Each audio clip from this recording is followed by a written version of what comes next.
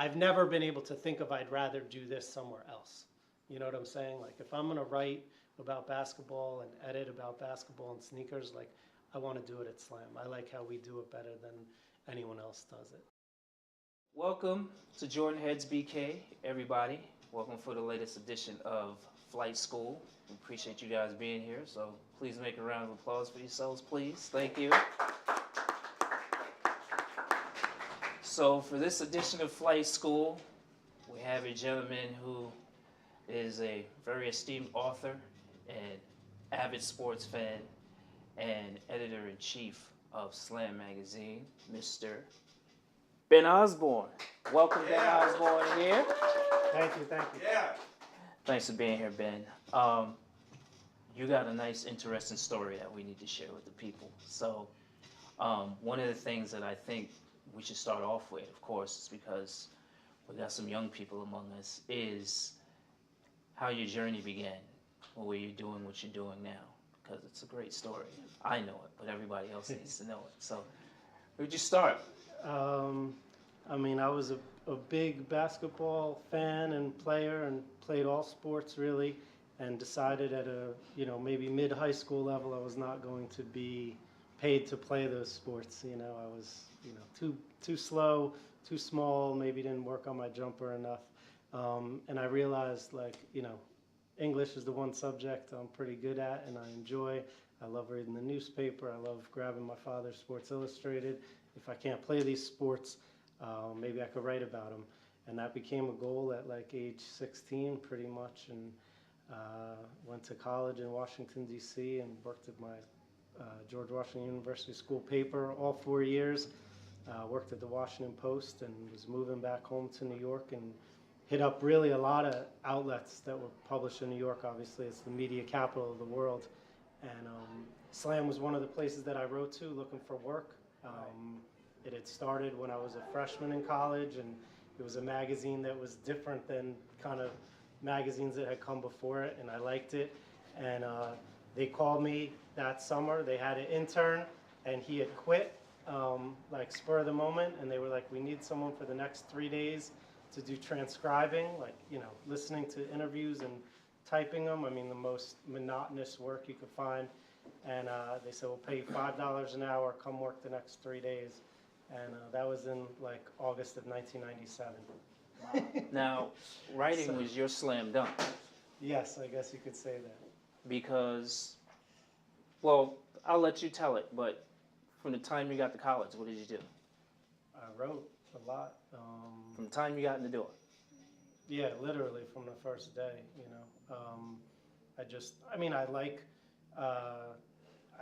I don't mind, I like city affairs, I like music, I could write about that stuff. I could try fiction, but sports, I know it, I'd read it my whole life, I'd watched it, I'd studied it, so whether they wanted me to cover soccer, baseball, basketball, I was game for it, Right. So further down, you mentioned all the doors that you beat down and finally got in. Numerous doors, I might add at that. How feverish was your passion at that point where you were working for college, your college paper, then you moved into the adult world where it was becoming a profession? How important was that passion where you did so much? Just talk about how much you did. No, I was very passionate. I had, my walls were decorated with pictures of Michael Jordan, Mark Jackson, Walter Payton, Steve Sachs, my favorite players in all the different sports. But I also clipped out articles. I saved lots of kids ripped pictures out of Slam, but I was ripping out articles from newspapers with no pictures because they were good. I liked what the writer did.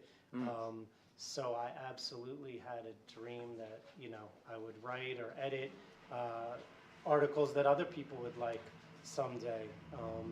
So, whether it was Slam, whether it was newspapers, I freelanced for a lot of places, and I took a lot of pride in it. And then now I don't write all that much. Now I'm much more of an editor, but I look at each issue of Slam as one big article and try to, fit all the pieces together. Tell that story. So, Yeah. So you're very much a fan of the story behind an As- athlete, the sport, Yeah, everything. everyone's got a story. You know, every player that's made it to the league has a unique story. You know, they might be from the city, they might be from the country, like the rural country. Increasingly, they might not be from this country. You know, they might be from Africa, they might be from Australia, they might be from Canada. Now India. Yeah, now India. And they all worked really hard to get where they were, but all in a different way. And, you know, something that Slam was one of the first places to do. We started Kicks magazine, and obviously we're here in a sneaker store. And, you know, you realize every sneaker has a story. So, you know, I personally might be more into a story about a player, but we started to realize that there's fans out there who might like the shoes as much as the players. Maybe they like the shoes more than the players. So we started to tell those stories too. You know, we started Kicks magazine, which comes out once a year. We've done Jordan magazines, we've done a book, and it's kind of the same thing. And it would be no different than, you know, if you talk to someone that covers music or the movies. That's just not what I know. But, you know, everyone's got a story. You know, a good urban reporter for the New York Times should be able to tell the story about Calvin owning this store, or the guy that owns the bar, or the mailman. You know, like, people have interesting stories, and if you deliver them in a compelling way, you know, hopefully people will pay for that or click on your website and invest a little time reading that story. And now it can be about sneakers too, you know. And the incredible thing is, you know, again, when you highlighted, you know, the beginning of your story, what year did you start at Slam magazine? 1997. 1997. Yeah. So you've been at that magazine now almost 20 years. Yeah, in some form or fashion, yes. That's passion. Yeah, yeah. I mean, I didn't, you know, there was like 19 issues before me, so the publisher, he predates me, but on the editorial side, I've been there by far longer than anyone ever has, and it's definitely a big part of me, you know. What would you say, because I'm soaking in the fact that, yeah, it's almost 20 years. What would you say is a bad day for you at this point? I mean, I definitely have them because in this day and age, you know, when I got into it, the editor was the editor, you know, and all he worried about or she worried about was the articles in it. The ads were someone else's problem. Right. I think if you go to almost any outlet other than the real big ones, there's a lot more melding of edit and advertising. So I'm very aware of our business challenges. Right. And I mean, look, I'm writing about basketball. I work with great people, some of whom are here. You know, it's not life or death. It's fun, but I do care a lot about the product. And a bad day is when, you know, someone tells us they're not going to support the next issue or they're not going to support the website. Not only because I know that lessens the things that we can do, but also increasingly I helped build the proposal that they're rejecting. So, you know, that's really the only, like, I want everyone to support Slam. I think we're good for the game. I think we're good for the culture, but people have different, you know, priorities. There's websites out there that just get more traffic than we do, or magazines that have bigger circulation. We like to sell our passion and our commitment to the game and how much young people like relate to the magazine, but that doesn't always sell the same as, we have 4 million readers, you know, we don't have that. So it's always like, I feel like we're always fighting to show we belong in a business sense, you know. All right, and that was going to lead us to my next question. With the attention spans of young people being so short these days, and, you know, Slam does have, you know, on the younger side, a younger audience. Is that something that's a challenge these days, is really, you know, still being able to make sure that in this day and age of disposable news and pictures and everything, people can still appreciate a good story? Because, I mean, that's the basis of who you are and, you know, how you've got along the road to where you are. Yeah, I mean, I think that it is a challenge to get people to sit and really read a story maybe the way that they used to.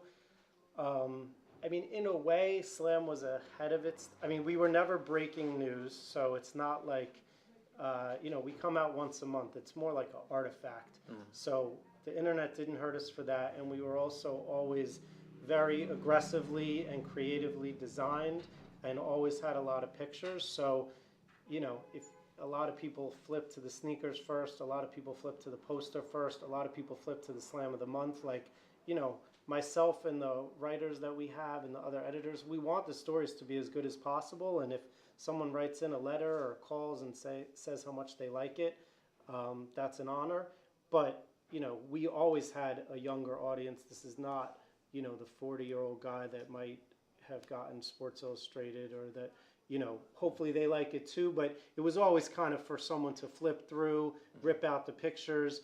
If you want to take the time and read our stuff, we welcome it. We've had amazing writers write for us over the years, but I don't think, I think there's places there's outlets where that would be a bigger concern. But Right. we're so much a look magazine that's not, that hasn't been a huge problem, I don't think.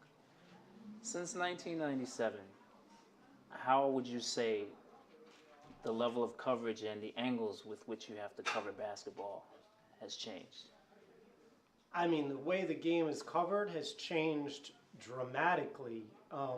Ironically, I don't think that people really do it like we do, which probably helps us. I mean, obviously, first off, the number of outlets, even if print has shrunk, the websites, every team has 3 blogs about them. There's Bleacher Report, there's SB Nation, ESPN has a 50-person NBA team. The interest in the game, plus globally. So there's a lot more outlets. So that's one. There's more competition for the time of the players, which hurts us for sure. If you're one of 2 people trying to get an interview, it's going to be a lot easier than if you're one of 10. As far as the tone, I mean, just in the last couple years, you've seen a lot of statistical analysis and a little brainier coverage of the sport, which has its place, but Slam, that's not our thing. You've also had the dead spinification of sports. They do a great job, but that's very gossip focused and TMZ Sports. Yeah, all that TMZ kind of crazy Sports. stuff. Slam, I mean, we honestly are very similar to how we were when we started, which is have fun, think like a fan, be player friendly. We're not trying to embarrass anyone. That's great journalism in some cases, or, but that's not our thing. We want to teach people about the players. We want the players to enjoy the magazine. We want the young players to dream of being on the cover of Slam. So, the way the game is covered in terms of style hasn't affected us at all. We haven't really changed what we do. We stay our way. I think some people have tried to copy our look and our attitude, and they hire our photographers, they hire our designers, but they can't really take our soul the way we do it. The amount of people that cover the sport has made the job a little harder because, again, there used to just be less competition for the players' attention. You said they can't take your soul. I see what you did there. I see what you did there, man. I was leading to my next question because, again, you mentioned the coverage of sneakers and, the various ways in which you guys cover sneakers, the special editions, the book, which we're going to discuss. How did that come about, making that connection on another level to your audience that even your competition can't really quite do? Yeah, I mean, it's the unique thing about basketball as opposed to any other sport where the guys on the court, the shoes that they wear, you could wear them on the street. So, everyone has favorite athletes, but it's a lot easier to emulate your favorite basketball player on a day-to-day basis. And obviously that started with Michael as far as a broad appeal. And I was one of those kids that wanted to wear Jordans because Mike wore them on the court.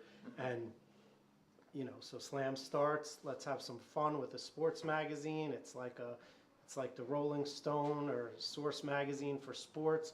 Isn't that cool? Hey, we should cover sneakers too.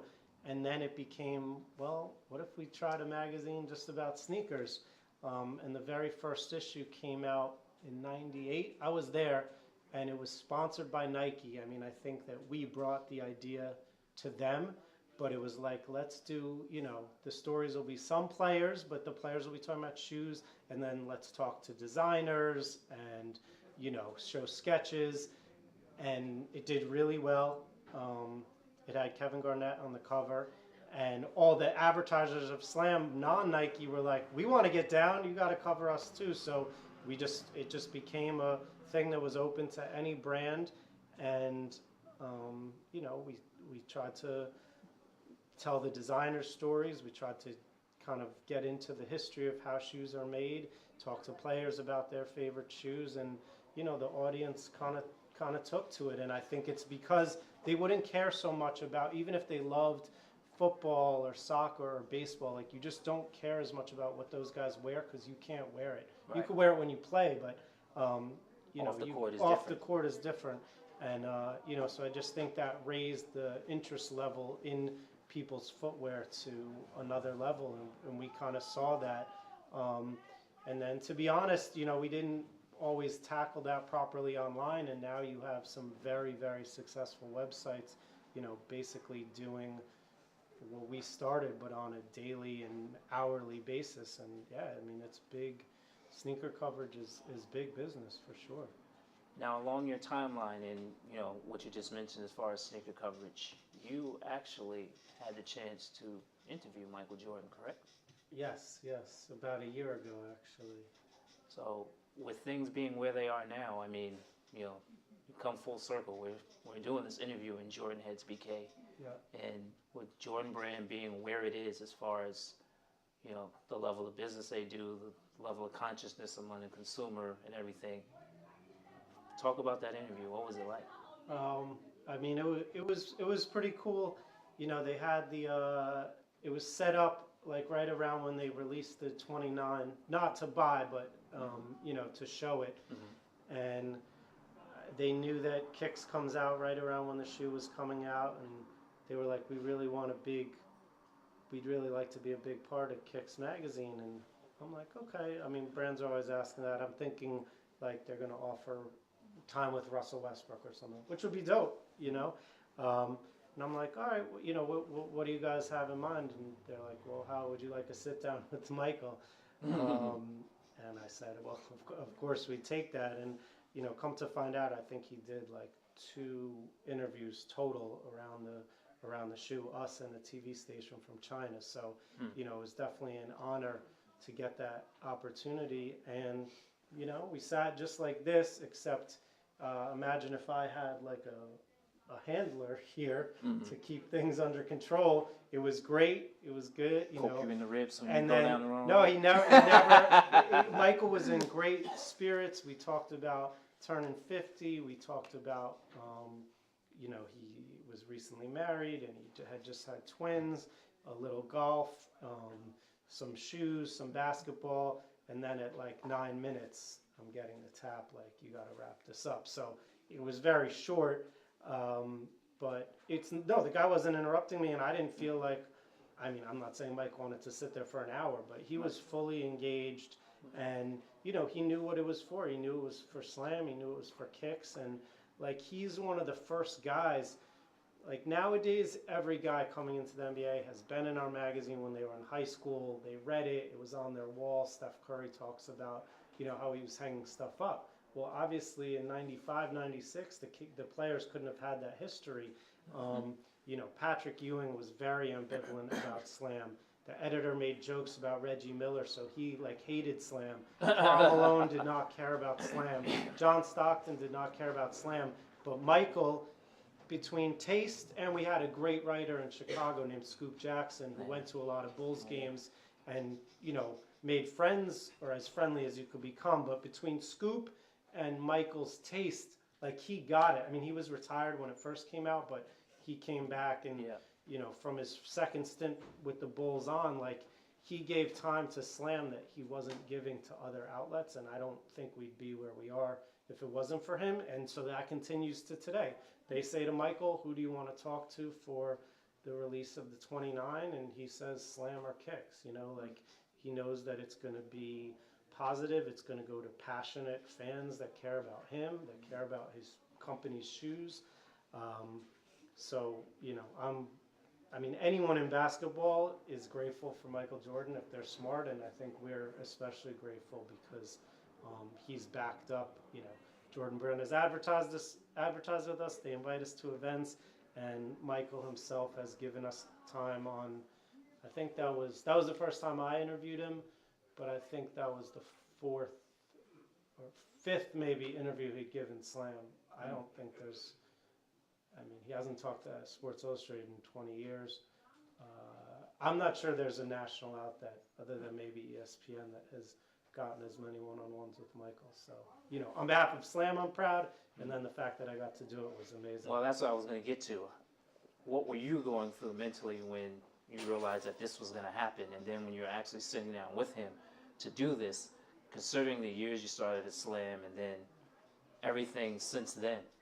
I mean, I was excited, definitely. I mean, maybe a little nervous, but you know, I tried to just, you know, I was just happy. It just kind of was like it was just kind of a nice moment. I mean, I didn't get shaky or anything, but yeah, it was cool. I remember just walking out like with a nice smile on my face, like I had just, you know, done something pretty special for sure. You did a touchdown dance in your head. Fine, in my head. You yes. did. You did. But no, it was definitely a highlight for me and just for us to be able to say we got that. So let's talk about kicks and how far that's progressed today. You're doing special editions. As you mentioned in the history, it's been received well. Where do you think things are going now with the Jordan phenomenon being where it is, but also the atmosphere is changing among who all the other players are, brand-wise? Yeah. I mean, look, it's like it doesn't seem to slow yet. You know, Jordan's definitely seems to be the dominant brand, and you know, I'd say as much now as any time in the last, you know, 8 or 10 years. I mean, my memory goes back enough to when they weren't like the only game in town. So, right. I mean, as much as, you know, if I had to pick a favorite brand, I would definitely pick Jordan because of the history and the style and Michael and all the great shoes. But on the whole, it's more fun to me when everyone's out there competing and it's not just like a Nike Jordan only. I want to see everyone making good shoes, kids to have choices of what's cool, different people making good advertisements, like talented designers at different places. Telling good stories. Like, I don't think it's, you know, the Wall Street Journal has someone on the sneaker beat that I've chatted with a couple times. I mean, it's like the athletic and sportswear beat, but, you know, sneakers is a big thing, and they basically put her on the job when they were like, there's not another industry like in the world where that produces this much money and has it all dominated by one company. I mean, it's almost unprecedented, you know, and the basketball footwear is, you know, something like 95% Nike and Jordan. So, you know, Adidas is trying and Under Armour is trying, but they're not, at the retail level, they're not making any inroads on what Nike and Jordan are doing, and I think it's kind of more fun if everyone is producing cool stuff. So I want to talk about your author side, because we've talked a lot about your journalist, writer, editor side, but you also wrote a book that's not related to basketball. Oh yeah, I mean, the only like book I did all me was about the Brooklyn Cyclones. Yeah. So. I asked because we're in Brooklyn, brother. Exactly. That's why I asked. There is a tie-in. Yeah, I mean, that came out actually 11 years ago today was the release party for that at Brooklyn Brewery. Yeah, that was like a kind of a family and passionate thing. My grandfather grew up a few blocks from Ebbets Field and used to go to all the Dodger games, and he'd left Brooklyn before they did, so when they moved to LA, he stayed a Dodger fan, and then my dad was raised a Dodger fan, and I was raised a Dodger fan, and I knew this agent that wanted to sell a book about the Cyclones coming to Brooklyn and playing off the history, and she got referred to me, and so I spent their first season, 2001, going to a bunch of games and just kind of telling the story of how that team came to be. And it took a little while to get a publisher, but yeah, it came out in 2004 on New York University Press, and that was a lot of work, but it was cool. It was well received, and you know, I love baseball too, and I love the Dodgers, and I guess kind of got to, you know, there was a lot of like personal passion involved in that. So Yeah, it's a good book. Thank It's a good book. thank you. So again, on your author side, the book you released last year. Let's talk about that. Yeah, so last year we did Slam Kicks, basketball sneakers that changed the game, and that was another one that took a long time to come together. And you know, Slam has had T-shirts, Slam has had magazines, we've had podcasts and websites and social media, but we'd never had a book. And there's been lots of books about the greatest players of all time, but there have been very few books about the greatest shoes of all time, and especially with the basketball focus. There'd been a good one just about Nike that Scoop did, but you know, we wanted to take in all brands, and we got Rizzoli to back it. They do beautiful coffee table art books, and that was kind of the play. Like, let's make this an art book, and you know, talked to a bunch of people about the shoes that should be in it. A couple people that are here helped me build the list, and you know, had some different people contribute to it, essays as well as articles about the shoes, and then I just kind of like pulled it all together, and our designer designed it so it had sort of a consistent look with Slam, and yeah, you know, it was great. That came out last March. It's already in a second printing. It was Amazon, you know, top selling like fashion photography book for about a month.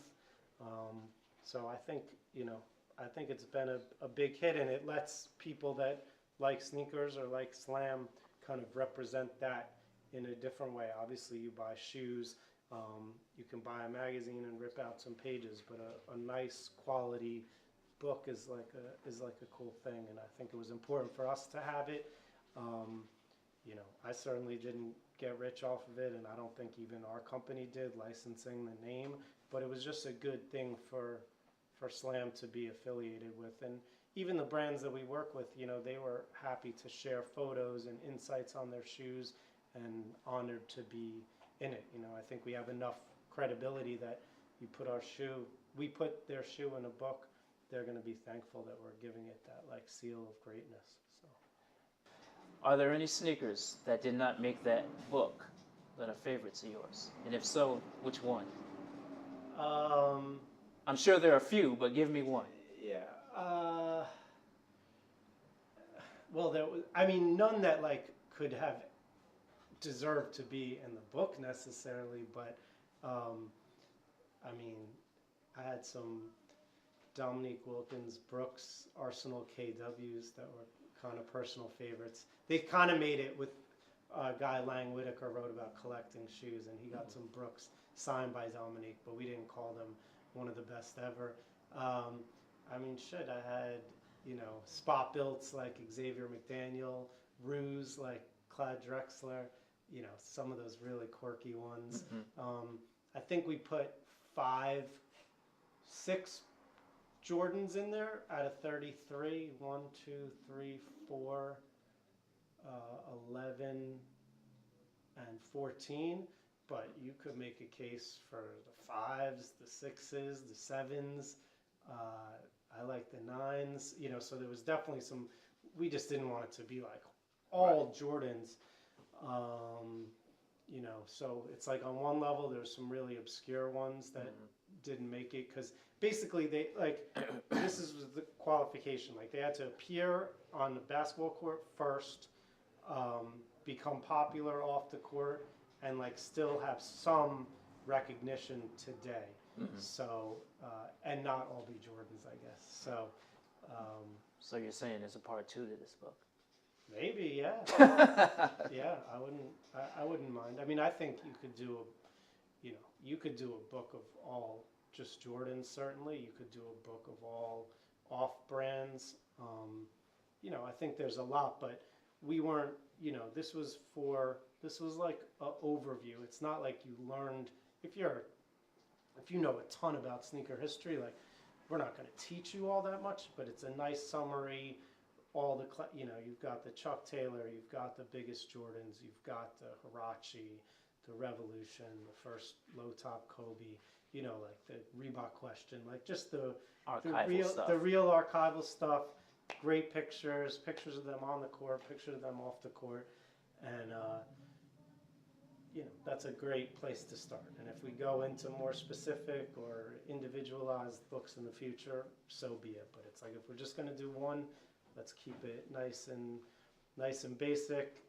33 was sort of random, but that's Larry Bird, that's Scottie Pippen. There's some value in that too. So I see what you did there. So there's a kid out there somewhere who, just like you, is realizing at some point, I'm not going to reach the next level in certain sports. And he might be you somewhere. And you might meet him one day. And the way technology works, you're probably going to meet him once this comes out. What are you going to say to him if he says, Ben, I need some advice, I want to follow that path? I mean, I definitely meet kids like that relatively often at school, go to visit schools a lot. I mean, read like crazy and write like crazy, and you don't have to know every website or every form of social media. I certainly don't, but be aware of the different ways you can deliver information. Nowadays, there's more than any. Maybe you want to take it in video or whatever, but it's like, read a lot and study a lot so you know what you're talking about. You're only valuable if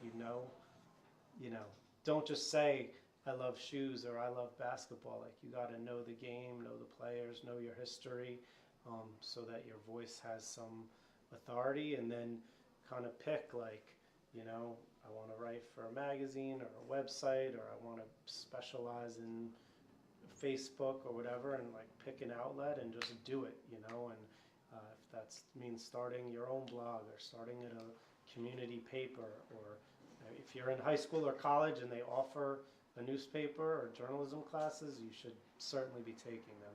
I mean, just take in as much knowledge as you can and practice it. And when when you're lucky enough to get an assignment, turn that thing in on time.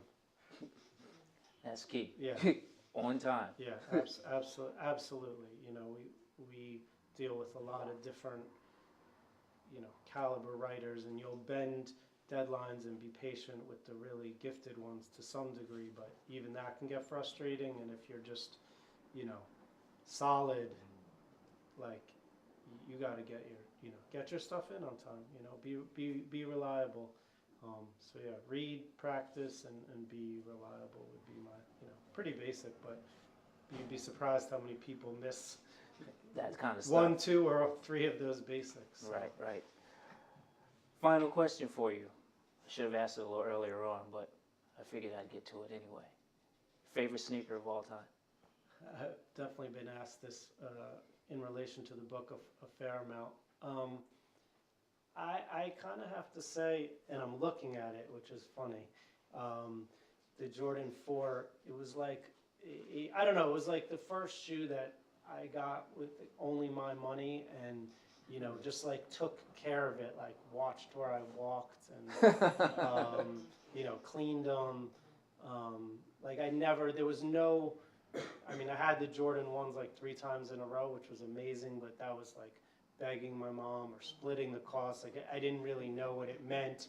And then, by the time I was into 5s or later, like, I had other interests. But that was the most I ever cared about a pair of shoes. And the 4 was the Jordan 4s. Yeah, like, it was just my sweet spot of,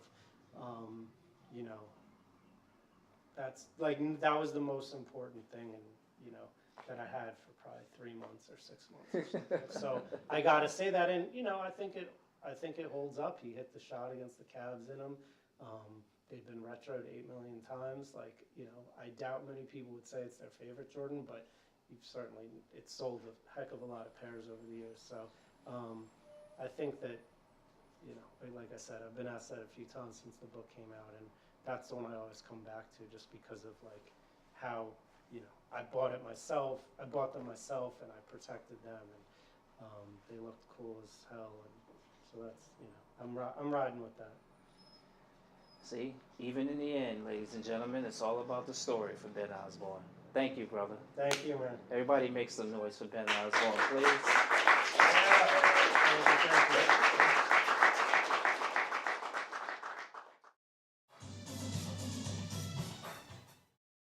I didn't ask him everything. Oh, what was your favorite interview after? What was your favorite interview? Well, what was your favorite interview, period, because it didn't have to be Jordan. So. Your favorite Yeah, interview? I mean, it definitely wasn't Jordan at all, because that, you know, there's a guy sitting next to him, and it was so short. You know, Mike for an hour maybe would be. Gosh, that's a good question. I mean, the first feature I did for Slam was Mark Jackson. You know, that was like late 1997, Slam 25, and he'd been my favorite player.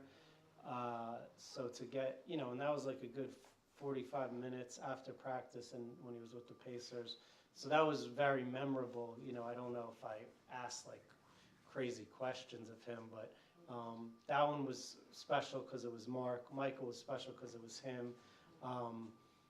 You know, then you get to some guys where you, like Richard Hamilton, getting to spend a day with him in Coatesville, or Kurt Smith, who's like a playground legend from Washington, D.C., like hanging out with him, drinking at midnight in Watts Branch, Northeast. Like, you know, those are, I mean, it's usually neater to get the guys off the court, but that's kind of like the bigger the name, you know what I'm saying? So, like, Michael's not gonna take me to Wilmington, and you know, I've gotten to interview LeBron, and he's been awesome, but that was in a locker room. You know, I didn't like hang out with him in Akron. So, you know, the more time and the more like personal the location is to the subject, I think that's usually better. Slam is usually not blessed with the chance to get those guys necessarily in that environment. We take what we can get, but you know, like a Rip, I remember that really well, because we were like in his hometown, and he gave us a whole day. So, and then I always remember the guys that I enjoyed. So, yeah, definitely. Who's next? What's your favorite Slam cover? That's a good question. Favorite Slam cover? Yeah, Slam 106, which was my first as editor-in-chief, and it's we had LeBron as the logo. We were like, basically, we asked him to kind of pose like Jerry West, and he spent like an hour trying to get it, you know, like dribbling at the camera. So to have him give us that time, it was like a concept. The cover has the white and I mean, it's really like he's Jerry West. And we made it bigger. We didn't do, usually we have these lines up top, but we took them off to like move the Slam up to give him more room. I don't, you know, that one was just, it was like a concept. It was the best player in the league. I mean, Kobe, I guess, had his backers then, but the best or second best player in the league, giving us time, and it came out really well. And that was the first one. You know, I'd been with Slam for a long time already, but that was the first one I was in charge, so that made it special too. And for the record, I'm sure you already know, you started a lot of arguments among the regular everyday people with that. I'm sure you remember. Yeah, you know, we said Bron is the one, and you know, maybe that was premature, but I mean, we'd been rocking with him for a long time, and you know, I'd say he's pretty much lived up to it. So. Jerry West level? Yes. Okay. All right. I just wanted to throw it out there for the audience, Absolutely. not for me, for the audience. Absolutely. Ben, I just wanted to say, you know, I commend you and your staff for, bringing hot issue after issue. One of my favorite issues was the premiere of the 14s, which is one of my best shoes. When I saw that last shot, I was like, what the hell am I got on? I was trying to call people that I knew at Nike. It's like, yo, I gotta get those. Yeah. And then when I saw the premiere with the pull-out folder, I was like, yo, I gotta get these shoes. These Yeah. shoes was crazy. Because with Tinker, I like what he did. He basically designed it from the Ferrari. So you guys, like the illustration, the picture, it just brought it to life. So like Slam is like the only magazine that brings certain shoes to life that you can pretty much be like, yo, I can see myself in those. Yeah. I haven't seen any other magazine yet really to, bring that force and bring that, that captivity of the shoe and bring it Yeah, to life. you're absolutely right. Thank you. And we didn't even really talk about that much, but yes, I mean, from at least the third issue, maybe even the first one, but the kick section was, yes, we were photographing shoes the way that you photograph a person, or that a woman's magazine was photographing bracelets and watches for years. And there's definitely were people and still are people that open with that section. And yeah, occasionally we would do coverage of the shoes over 2 whole pages. And I think that also raised the bar of the creative teams at Nike or wherever for the advertisements. So then you started getting beautiful ads in the magazine of the shoes. And you're right. I mean, it was like one of the few places where the sneaker was treated as like the object of, to blow up. And even now, yes, you can see low-res JPEGs all day long online, but we're the only place that's consistently photographing shoes in like a nice, high-quality way, and I think people respond to it. I mean, the Jordans issue we've done 2 of now, and kind of like with the book, there's some great history in there, but the big sell is the photos. And thanks to Calvin here, we met arguably the best collector of Jordans there is, who I wish had come, Soul Supreme. He let us borrow his shoes and shoot them, and the star of the magazine is the photos of the shoes. And we definitely did it with the 14, and we've done it with a lot of shoes over the years. So yeah, thank you. Great work. Thank you. Street still watch. Thank you very much. Any other questions for Ben? Raise that hand high. After almost 20 years, how do you stay inspired? Like, are there ever times when you feel like maybe this is just not for me anymore, and like you just want to give up, but you keep going back? Like, do you have those moments, or is it always like, I love my job, I'm here forever? Have your MJ moment, Ben? Do you have your MJ moment? Yes. No, I do have days where it's like, is this what do I want to start again? Because you're always like starting over. You finish an issue, the next day you're starting a new one. But I mean, I don't know what would be, it's like, I like what we're producing, and maybe someday I would want to get out, like maybe completely of the whole industry, and just go be a fan or something. But I've never been able to think of I'd rather do this somewhere else. You know what I'm saying? Like, if I'm going to write about basketball and edit about basketball and sneakers, like, I want to do it at Slam. I like how we do it better than anyone else does it. So, will I ever need a break from all of it and I want to just watch or read as a fan? Maybe, and then, I'll be a mailman or a bartender or something. But, no, like, and there's just something about, like, being it's not like, it's a nice level where it doesn't come easy at all. Like, we have to, like, fight and scrap for every ad and every access to player and every reader, but we get them too, like, it is a business. It's not thriving. We can't sit back, but it's like you work hard for something and you see a reward, like, I don't know how someone at ESPN could feel their impact felt. You know what I'm saying? Like, they're one of a million employees. And similarly, if I started something tomorrow by myself and I couldn't pay the bills, like, that would be very frustrating too. So it's like, we're like the little guy, but we're doing it. So, I don't know, that appeals to my, like, work ethic or personal views, I guess, and that really helps the motivation. Like, you could never get lazy and like think that you've made it, you know? But you've never been tempted to play for the Wizards. No. No. Good job. Any more questions for Ben? Speak now, forever hold your peace. Anyone? All right, well, Thank you guys very much. Ben, again, Yeah, thank you, brother. Thanks a lot. Great job, man. Thank you. Thank you. Thank you.